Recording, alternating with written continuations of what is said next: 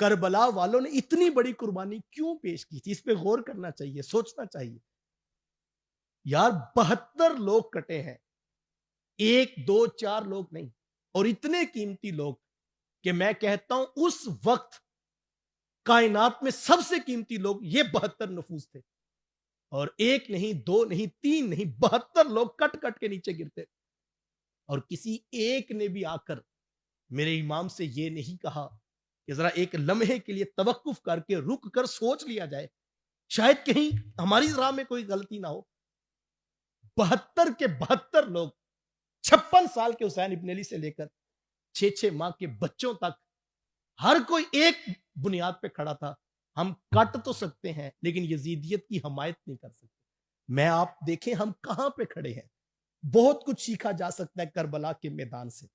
میں صبح سے غور کر رہا ہوں تو میں سوچتا ہوں، بار بار سوچتا ہوں کہ یار وہ کون سی شے تھی جس نے امام کو اپنے نظریے پہ اتنی استقامت کے ساتھ کھڑا کیا کہ اپنے بچے شہید ہو گئے،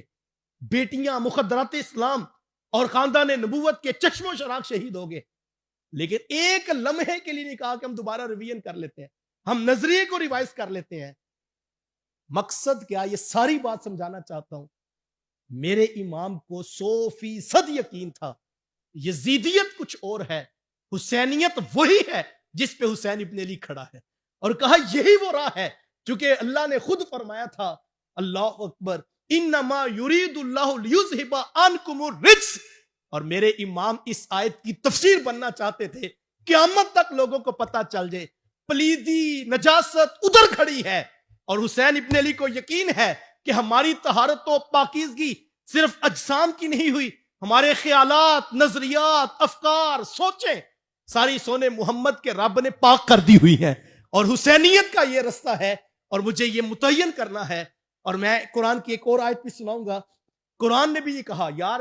نفس، شیطان، کئی ہیلے ہیں جو بندے کو ڈی ٹریک کر دیتے ہیں، جو انسان کو مجبور کر دیتے ہیں، وہ سوچتا ہے، اور کوئی نہ کوئی سوچ، کوئی خیال۔ میرے حضور نے تو فرمایا تھا کہ شیطان انسان کی خون کی رگوں میں دوڑتا ہے، تو وہ انسان کے ذہن میں کئی وسوسے ڈالتا ہے، لیکن امام کا 6 ماہ کا بچہ بھی گرتا ہے تو ایک لمحے کا وسوسہ نہیں آتا۔ تو قرآن کی آیت کہتی وسوسہ آئے کیسے؟ انہ لیس لہ سلطان علی الذین آمنوا وعلی ربہم یتوکلون۔ قرآن 14 صدیاں قبل بتاتا ہے کہ جن کا ایمان پختہ ہوتا ہے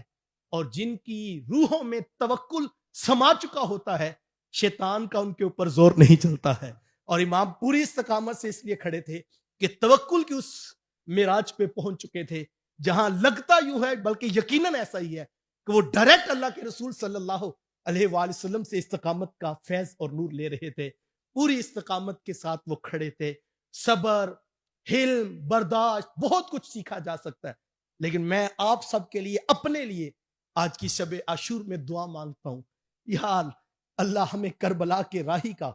کربل کے کاری کا وہ تیقن نصیب فرما دے، وہ توکل نصیب فرما دے کہ ہمیں اپنے ایمان، اپنے نظریات کا تیقن نصیب ہو جائے، ہم کبھی تذبذب کا شکار نہ ہو، ہم کبھی دائیں بائیں ادھر ادھر نہ دیکھیں، ہمیں 100% تیقن ملے کربلا والوں کا صدقہ کہ ہمیں پتہ ہو یہی راہ الفت ہے، یہی راہ دین ہے، یہی راہ حسینیت ہے، اور ہم نے ڈٹ کر اس کے اوپر کھڑا ہونا ہے، اور یہ توکل اللہ کی طرف سے عطا کیا جاتا ہے، اور یہ استقامت کربلا والوں کی خیرات ہے۔ آئیے کربلا کے قاری سے اپنے لیے استقامت دین طلب کیجئے۔ جب یہ تیقن ہو جاتا ہے تو پھر ہم دیکھتے ہیں اسی استقامت کا نور یزیدیت کی صفوں میں کھڑے ہوئے جناب حر کو ملتا ہے، اور وہ آ کے امام سے معذرت کرتے ہیں اور کہتے ہیں مجھے نہیں پتا تھا یہ بدبخت اس حد تک پہنچ جائیں گے، لیکن ان کا پختہ ارادہ ہے، اور میں ہی وہ ہوں جنہوں نے آپ کو یہاں تک لانے میں مدد کی تھی، لیکن میرے اندر احساس جاگا ہے اب میرا کچھ بھی ہو جائے میں آپ کا دامن نہیں چھوڑوں گا، آپ مجھے معاف کیجئے گا۔ اس لمحے میں بھی میرے امام کہتے کہ میں نے اللہ کی رضا کے لیے تمہیں معاف کر دیا، اور میں دعا کرتا ہوں اللہ تمہیں سرخرو فرمائے گا۔ تو یہ استقامت ملتی ہے کربلا والوں سے۔ آئیے اللہ سے نظریات کی استقامت مانگیے، اللہ سے مسائل، پریشانیاں جتنی بھی آ جائیں، تکالیف آ جائیں، ہم حق کے ساتھ جب کھڑے ہوں، پھر اس کے مقابلے میں کوئی چیز آئے تو اللہ ہمیں استقامت کا نور عطا فرمائے، نظریات کی پاکیزگی، خیالات کی طہارت، اور عفت عطا فرمائے تاکہ شیطان کی کوئی بھی نجاست ہمارے نظریات اور توکل کے اوپر کوئی اثر نہ ڈال سکے.